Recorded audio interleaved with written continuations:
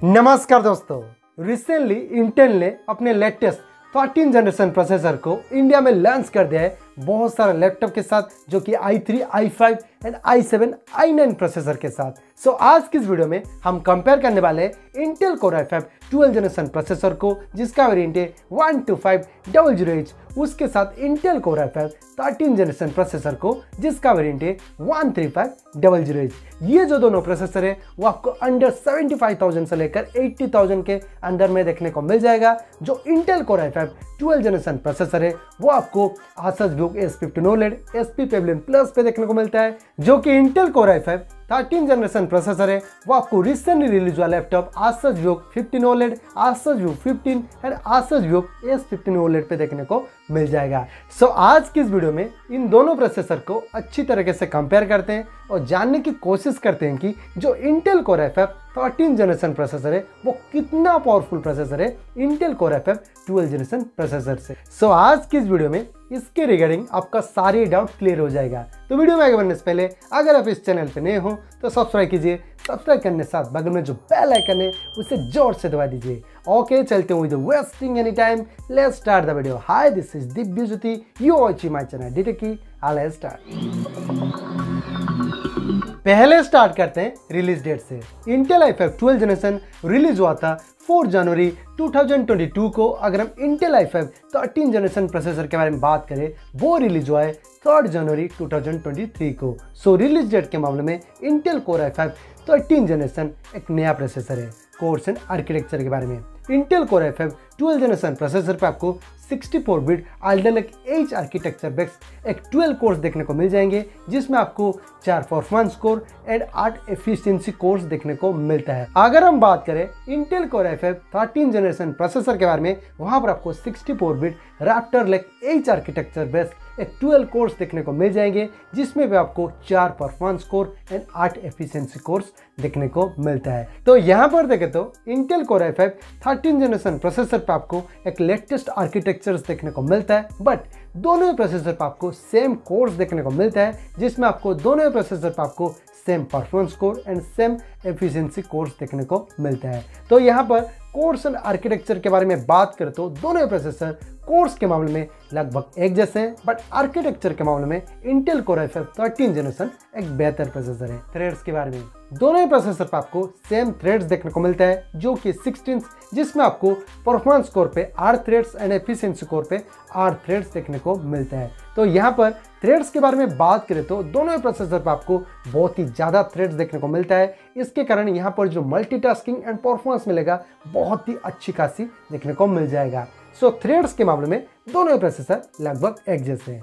Fabrication process के बारे में, दोनों ही प्रोसेसर आपको 10 नैनोमीटर की मिल जाएगी। तो यहाँ पर देखें तो दोनों ही प्रोसेसर पर आपको सेमीकंडक्टर साइज छोटा देखने को मिलता है। इसके कारण दोनों ही प्रोसेसर एक बैटरी एफिशिएंट प्रोसेसर बन जाता है।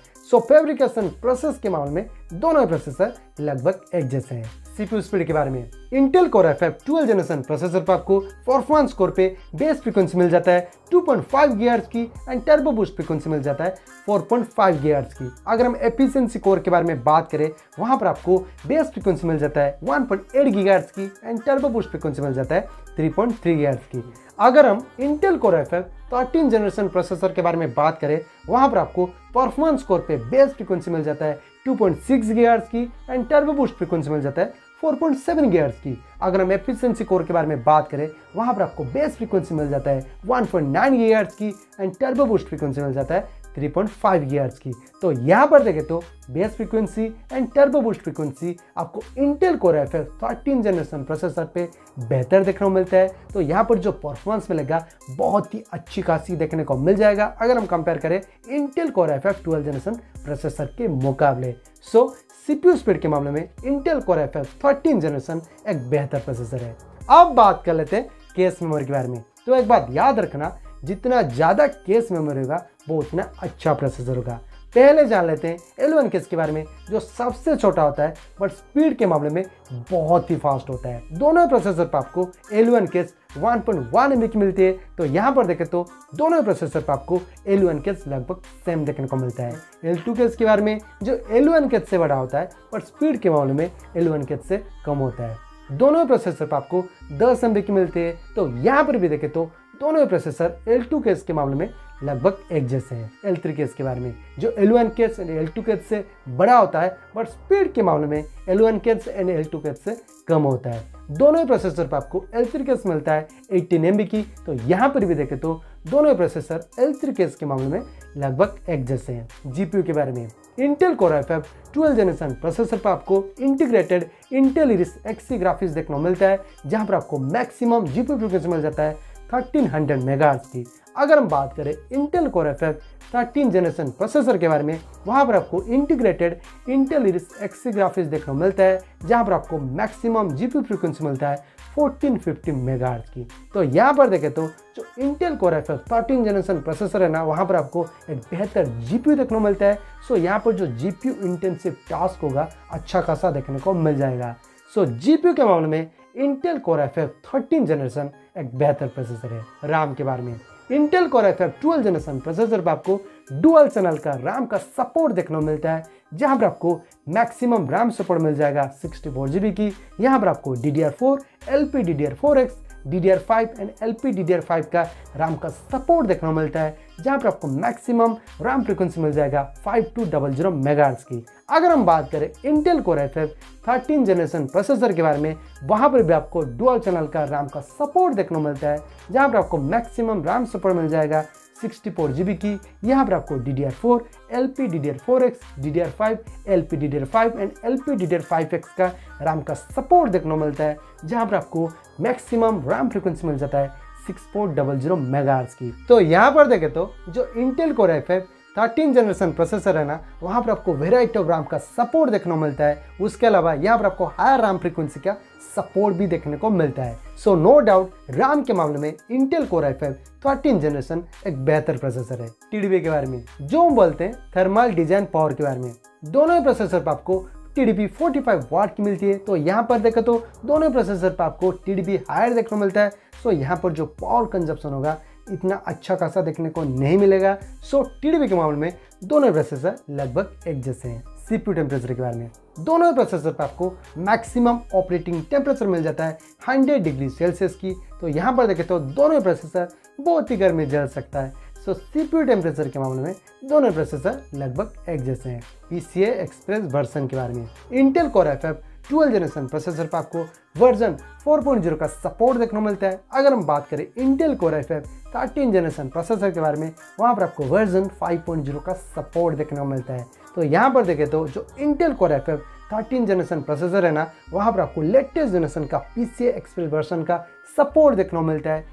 सो PCI एक्सप्रेस वर्जन के मामले में इंटेल कोर i5 13 जनरेशन एक बेहतर प्रोसेसर है।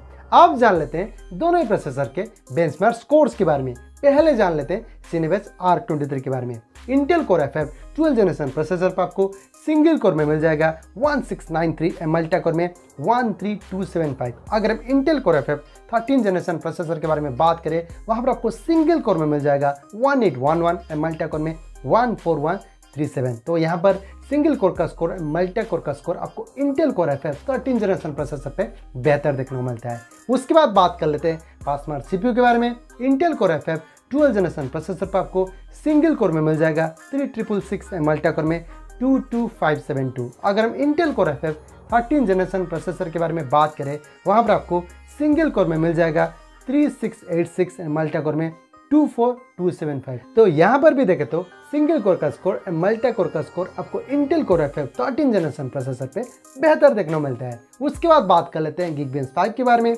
Intel core i5 12 generation processor पर आपको सिंगल कोर में मिल जाएगा 1668, मल्टी कोर में 10507।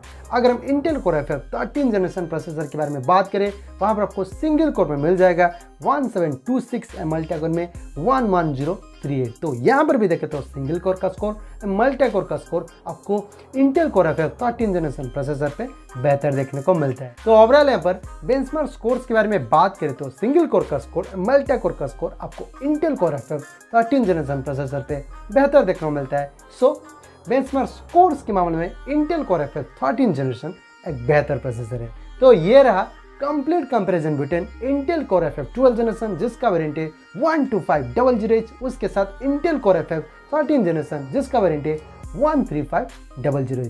अब जान लेते हैं दोनों प्रोसेसर पे क्या क्या सिमिलरिटीज है। पहले तो यहाँ पर आपको कोर्स थ्रेड्स सेम देखने को मिलता है, उसके बाद फैब्रिकेशन भी सेम देखने को मिलता है, उसके बाद यहाँ पर आपको कैश मेमोरी भी सेम देखने को मिलता है, उसके बाद टीडीपी एंड सीपीयू टेम्परेचर दोनों प्रोसेसर पे सेम देखने को मिलता है। अभी जान लेते हैं जो Intel core F 13 generation processor है किस मामले में जो Intel core F 12 generation processor से बेहतर है। पहले तो यहाँ पर आपको आर्किटेक्चर अच्छा देखने को मिलता है, उसके बाद यहाँ पर आपको सीपीयू स्पीड ज़्यादा देखने को मिलता है, उसके बाद यहाँ पर आपको पावरफुल इंटीग्रेटेड जीपीयू देखने को मिलता है, उसके बाद यहाँ पर आपको लेटेस्ट जनरेशन का PCI Express वर्जन का सपोर्ट देखने को मिलता है, उसके बाद यहाँ पर आपको हायर रैम फ्रीक्वेंसी का सपोर्ट देखने को मिलता है, एंड एट लास्ट यहाँ पर आपको बेंचमार्क स्कोर्स बहुत ही अच्छा देखने को मिलता है। तो ओवरऑल यहाँ पर कंक्लूजन के बारे में बात करें तो इन दोनों के अंदर कौन सा था बेहतर प्रोसेसर है, अगर हम स्ट्रेटली बोले इंटेल कोर एफ 13 जनरेशन जिसका वेरिएंट है 13500H, ये एक बेहतरीन प्रोसेसर है। ये जो इंटेल कोर एफ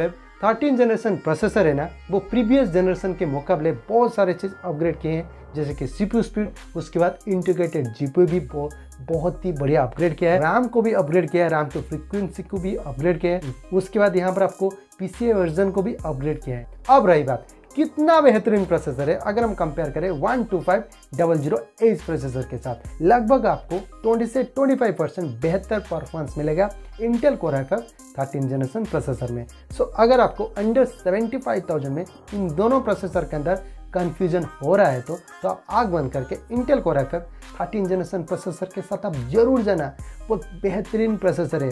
अभी इंटेल कोर एफ 12 जनरेशन 1 साल पुराना हो गया, सो अभी आप Intel core F 13 generation processor के साथ जाना, वो बेहतरीन एंड दमदार प्रोसेसर है। तो ये रहा मेरा ओपिनियन। आपको क्या लगता है मेरे ओपिनियन के बारे में, आप मुझे कमेंट सेक्शन पे बता सकते हो। अगर आपको किसी के बारे में डाउट आता है तो मुझे कमेंट सेक्शन पे पूछ सकते हो, या फिर मुझे इंस्टाग्राम पे मैसेज कर सकते हो, मैं आपको जरूर से रिप्लाई दे दूंगा। और हाँ, आप कौन सा प्रोसेसर के लिए इंटरेस्टेड हो या फिर कौन सा लैपटॉप खरीदने वाले हो, प्लीज़ मुझे कमेंट सेक्शन पे जरूर बताना। तो चलते हैं, वीडियो कहीं पर ख़त्म करते हैं। अगर आपको वीडियो अच्छी लगी तो लाइक कीजिए, शेयर कीजिए, सब्सक्राइब कीजिए। सब्सक्राइब करने के साथ बगल में जो बेल आइकन है उसे जरूर दबा देना, क्योंकि फ्यूचर में अगर कुछ अपडेट आता है तो आपके पास जरूर नोटिफिकेशन आ जाएगा।